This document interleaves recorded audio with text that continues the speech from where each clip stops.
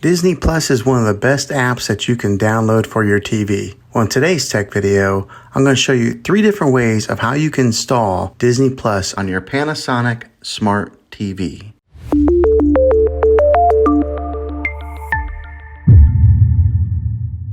It can be really frustrating if you want to watch some of the great content that is on Disney Plus and you find that your TV is unable to download it. If your TV is an older model of smart TV, then it could prevent you from downloading this app.